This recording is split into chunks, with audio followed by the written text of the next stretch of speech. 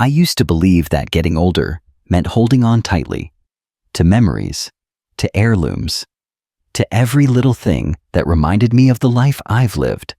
But over time, I've learned something that surprised me and set me free. Sometimes, peace doesn't come from what we keep. It comes from what we gently let go. If you're like me, someone in the later chapters of life, maybe retired, maybe looking around your home and feeling a little overwhelmed, I want to tell you, you're not alone. I've been there, and the truth is, we don't have to do it all at once. We don't have to get rid of everything. We just have to start, with care, with intention, and with grace. Today, I'm going to share with you 7 simple decluttering habits that changed my life after turning 60. These are not strict rules or some perfect method. They're small shifts, gentle habits that brought more peace, more clarity, and more calm into my everyday life. So if you've been craving more breathing room, not just in your home but in your heart, I hope you'll stay with me. Let's take this journey together, one mindful step at a time. Habit 1.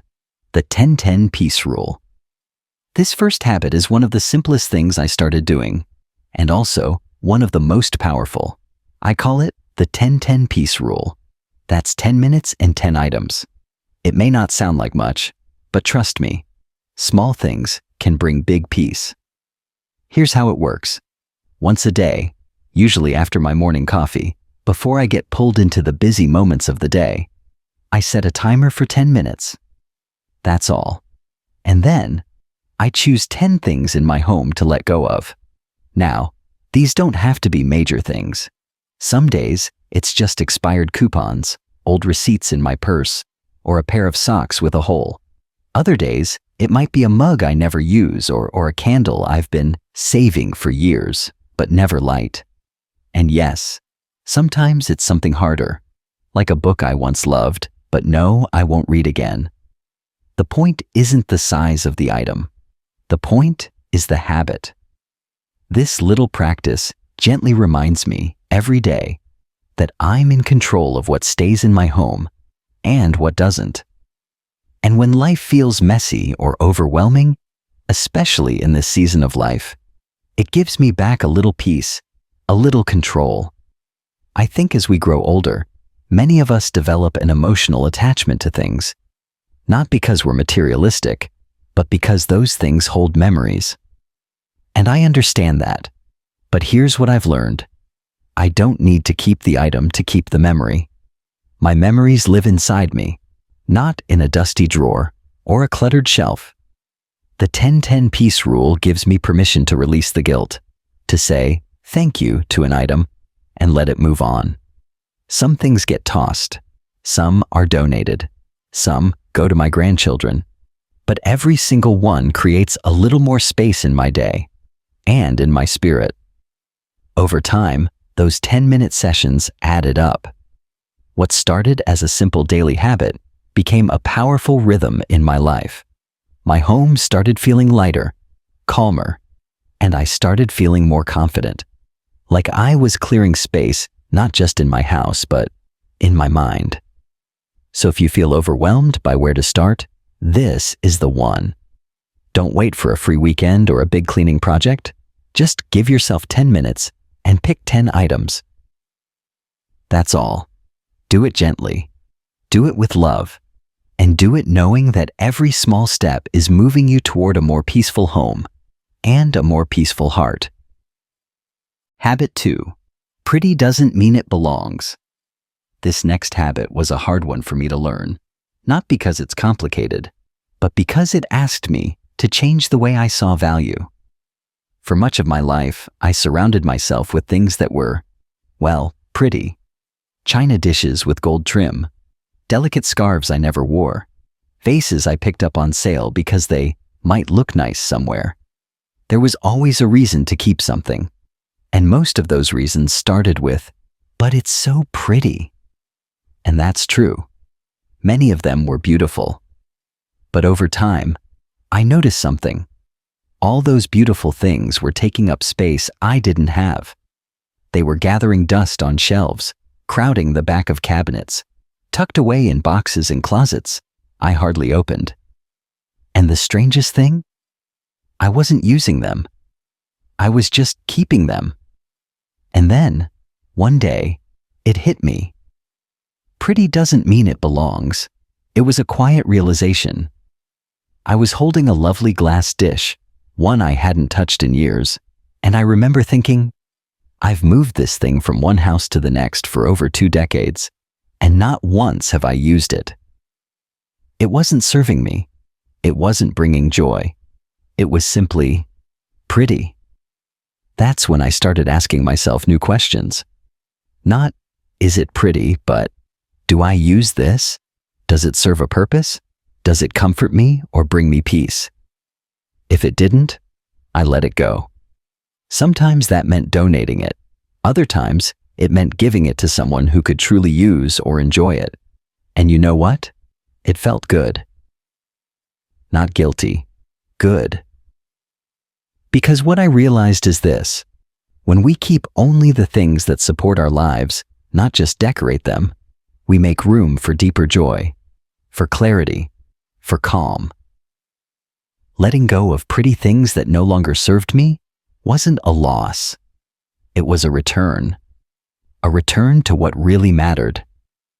Now, when I'm out shopping or even browsing online, I pause before I buy. I might admire something.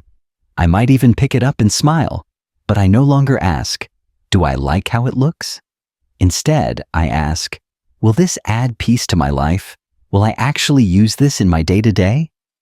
If the answer is no, I let it stay on the shelf, and I walk away lighter. It's easy to fall into the trap of surrounding ourselves with objects that look good on the outside, but create stress on the inside. But the truth is, our homes are not museums. They're sanctuaries. They don't need to be filled with decorations. They need to be filled with meaning. So now I remind myself gently, beauty is not a good enough reason to hold on to something. Not anymore. I choose usefulness. I choose comfort. I choose peace. And I promise you this, once you start choosing that kind of peace, you won't miss the clutter. You'll wonder why you waited so long to let it go. Habit 3. The sock rule of simplicity. This habit might sound a little too simple, maybe even silly, but I promise you, it changed the way I think about daily peace. I call it the sock rule of simplicity, and the beauty of it lies in just how small, yet effective it really is. Here's how it started. One afternoon, I was doing laundry, the kind of never-ending laundry that seems to grow even when no one's home. I sat on the couch sorting socks, and I realized I was spending 15 minutes trying to match all these little socks that didn't look quite the same. Some were slightly different shades of black. Some had tiny patterns. A few didn't have a match at all. And I just thought to myself, why am I doing this to myself? So the next time I went shopping, I made a decision. I bought a single pack of 12 identical socks. Same color, same length, same everything. And from that moment on, laundry became one step easier. I never had to match again. Every sock matched every other sock. It might seem like a small win, but it was bigger than I expected, because that moment taught me something deeper.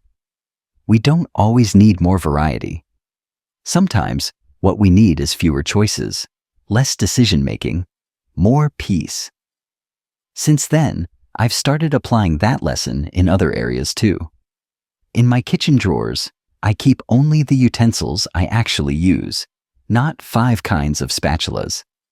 In my closet, I simplified my wardrobe so that most items pair well with each other. Getting dressed in the morning is easier. It's not about fashion, it's about freedom. The sock rule reminded me that when we remove unnecessary options, we reduce mental clutter. And let me tell you, mental clutter can be just as draining as physical clutter. Maybe even more. If you've ever stood in front of a closet filled with clothes and said, I have nothing to wear, you know exactly what I mean. If you've ever rummaged through a drawer looking for the right charger or a matching lid to a plastic container, you've felt that little spike of frustration. It's those tiny frustrations that add up and slowly chip away at our calm. Simplifying doesn't mean living without. It means choosing what works, what fits, what makes life easier. And sometimes, it really does start with something as small as a sock drawer. I've also started doing this for my grandchildren. When I buy socks or basics for them, I choose identical pairs. Easier for them, easier for their parents. Less sorting. Less losing. More time spent playing or reading or laughing together? The sock rule is about more than laundry. It's a mindset. It's about choosing ease where ease is available. It's about creating little moments of calm in places we used to overlook. So the next time you're buying socks, or anything really, ask yourself, am I choosing this because it adds joy? Or am I making things harder than they need to be? Sometimes the path to peace starts with something as humble as a matching pair of socks. Habit 4. Debit over debt. There was a time, not too long ago, when I thought having a credit card was just a part of being a responsible adult. You pay it off at the end of the month, earn some points, build your credit, and move on. At least, that's what I believed. But somewhere along the way, I started feeling anxious. I'd make a few extra purchases, thinking, I'll pay it off next month. And then the next month would come, and something unexpected would happen. A car repair, a medical bill, a birthday gift, and suddenly, I was juggling more than I wanted to. Sound familiar? I didn't go into deep debt, but I did go into something else, mental debt. That low, steady hum of worry that follows you around when you know you owe someone something. So a few years ago, I made a big decision. I put the credit cards away, literally. I took them out of my wallet and placed them in the back of my filing cabinet. Since then, I've lived on a debit-only system. If I don't have the money, I don't buy it. Now, let me be clear. I'm not here to tell you credit cards are evil or that everyone should cut them up. I know for some people they make sense, but for me, for my peace of mind, this one change made a huge difference. Because when I use my debit card, I'm using money I already have. I'm not borrowing from tomorrow to pay for today. I'm not putting pressure on my future self. And that gives me a sense of calm that no credit reward ever could. There's another part of this too, and that's the buy now, pay later trap. You've probably seen it. These days, even small purchases come with the option to split payments. A $20 gadget? 3 easy installments. A pair of shoes? Spread it over 4 months. It sounds harmless, but what I realized is that all those little future payments clutter the mind. They hang over your head, even when you've forgotten what you bought. So now, if I want something, anything, I save for it first. I wait, and most of the time, I end up realizing I didn't really need it anyway. The only exception in my life right now is our mortgage. That's a long-term investment we chose with care.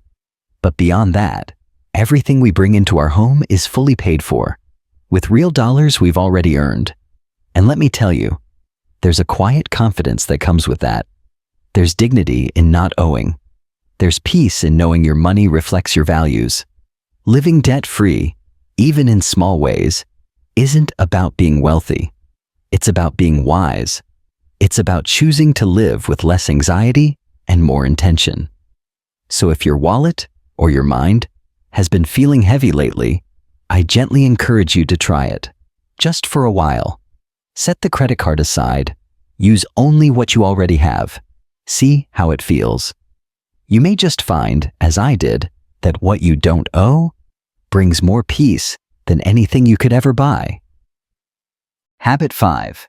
The 4-corner focus. There were many days, especially after I retired, when I'd look around my house and feel completely overwhelmed. I wasn't working full-time anymore. I had the hours, technically, but I didn't have the energy, not the mental energy to face a room full of clutter, or the emotional energy to decide what to keep, what to toss, what to donate. I'd stand in the doorway of a room and think, where do I even start? That's when I came up with a little system that helped me more than I ever imagined. I call it the four-corner focus. It's simple, but it gives me structure. It gives me direction when I feel scattered or unfocused, and that alone can be incredibly calming. Here's how it works. When I walk into a room, I want to tidy or declutter, let's say the living room. I don't just dive in randomly. I choose one corner, just one, and I begin there. Maybe it's the corner near the window. I straighten the side table. I put away the magazines, fold the blanket, wipe down the lamp. Then, I move clockwise to the next corner. That might be the couch. I fluff the pillows, tuck in the throw, and pick up whatever has found its way underneath, usually a sock, a tissue, or some forgotten toy from when the grandkids came over. Next, I move to the dining area, and then finally to the TV stand or bookshelf, whatever's in that final corner. By the time I return to the door where I started, the room feels new again. It feels manageable. It feels mine. You see, the magic of this method is that it turns a big, overwhelming task into something quiet and focused. It's not about rushing. It's not about perfection. It's about progress, one corner at a time.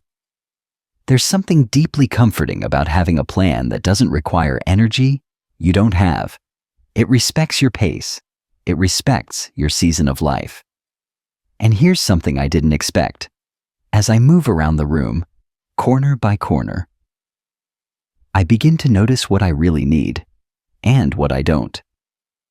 That old candle I've never lit, the stack of newspapers I keep meaning to read, the dusty frame with a photo that no longer brings me joy.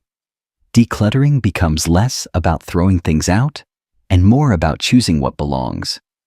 What supports the life I live now, not the life I used to live or thought I would live.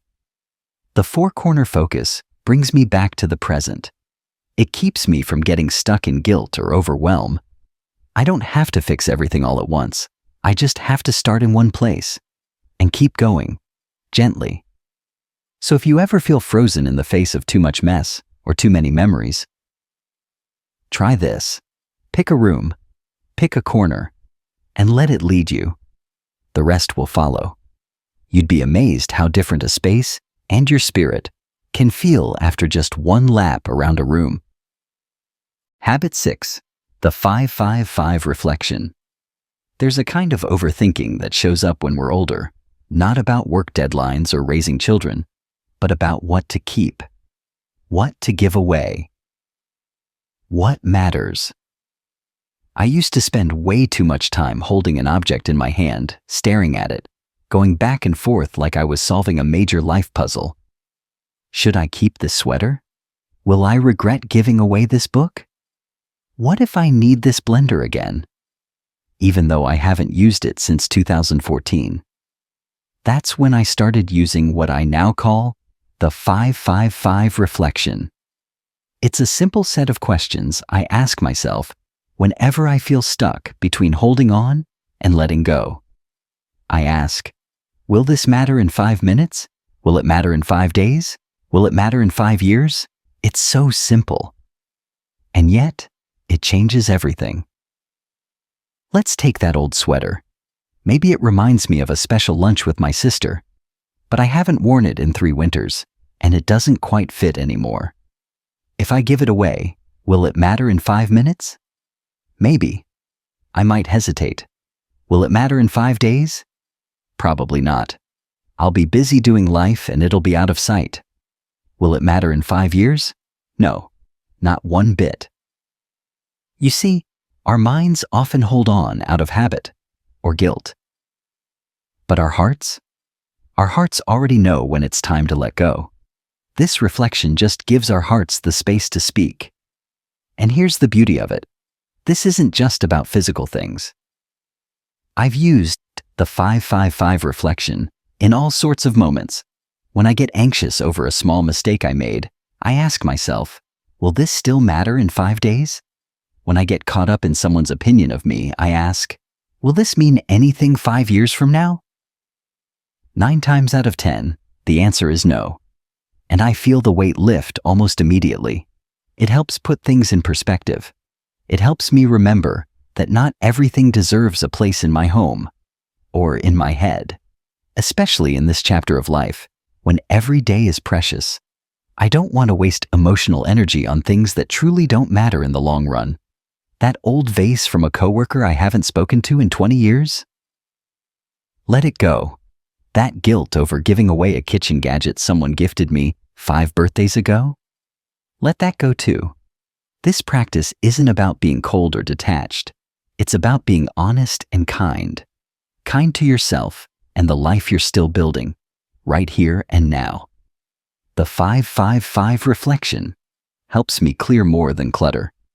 It helps me clear the fog from my decisions so I can live with more clarity and peace. And at this stage in life, peace is worth everything. So next time you feel torn about something, whether it's an item, a thought, or a decision, pause and ask, will this matter in 5 minutes? Will it matter in 5 days? Will it matter in 5 years? You might be surprised how quickly the answer shows up. Habit 7. The Tetris theory. Have you ever played the old video game Tetris? If you haven't, I'll describe it to you. It's a game where differently shaped blocks fall from the top of the screen, and you have to rotate and place them to create neat, complete rows. The rows disappear once they're filled, giving you more space to keep playing. If you let the blocks pile up too high without creating order, the game ends. It may sound strange, but that little game taught me a lot about life, especially in my home. I call it the Tetris theory. In Tetris, you can't control the shape of the pieces that come your way. You just do your best to place them where they fit. Some pieces are awkward, some are perfect. But over time, you learn to recognize patterns. And with a little practice, you get better at knowing where things go. That's what decluttering has become for me. It's not about making things look perfect. It's about learning how to make space, one piece at a time. And just like in the game, I've found that empty space isn't something to fear. It's something to protect. For years, I thought I had to fill every shelf, decorate every table, hang something on every wall. But I've come to believe that empty spaces are sacred. They give your home and your spirit room to breathe. Think about it. When you walk into a room that's packed with stuff, even if it's nice stuff, your mind starts to race. Where do I look? What do I do? But when you walk into a room with some open space, with breathing room, your shoulders drop. You feel calm, safe, grounded. That's the Tetris theory in action. It's not about cramming in more. It's about recognizing what fits and what doesn't, and honoring the space in between. This idea has helped me redesign small parts of my home in ways that actually work for me. For example, near my entryway, I now have one small tray for keys, a basket for mail, and a space for shoes. That's it. No clutter, no confusion, just function, just flow. And the more I live this way, the more I notice other pieces falling into place. My mornings are calmer. My evenings are more restful. I spend less time looking for things and more time actually living my life. So if you're someone who feels like you're constantly rearranging, constantly shifting, trying to make everything fit, I gently encourage you to pause. Let some pieces go. Don't be afraid of the space you create. That space is where peace lives. That space is where freedom begins. And remember, you don't need to fill every corner of your home to feel whole. Sometimes, what's not there is just as important as what is. A gentle ending. If you've made it this far with me, I want to say thank you. Truly, thank you for spending this time with me, not just listening to habits, but opening your heart to change, because I know letting go isn't always easy. especially when the things we're letting go of have stories, memories, and pieces of who we once were wrapped up inside them. But what I hope you've discovered today, or maybe just remembered, is that decluttering isn't about erasing your past. It's about honoring it and then gently making room for the life you still have ahead of you. You're not too old to start fresh. You're not behind. You haven't missed your chance to feel peaceful, clear, and free in your own space. And most of all, you don't have to do it all at once. Even one small step, one drawer, one shelf, one thought, can be a powerful act of love. Love for your present self. Love for your future. Love for the people who will one day walk through your home and know that you lived here fully, intentionally, with grace. So whether you're sitting in a cozy armchair or sorting through memories in your attic, I hope you carry this truth with you. You are allowed to live lighter. You are allowed to change. You're allowed to let go, not out of loss, but out of love. And if no one's told you today, I'm proud of you. Now, before we part, I'd love to hear from you in the comments. What habit spoke to you the most? What's one small thing you might try this week? Let's keep this conversation going, like we're old friends chatting over tea. If this video brought you comfort, consider subscribing. There's more warmth and wisdom waiting for you here. And remember, you are never alone on this journey. Until next time, take care of your space and take care of your spirit.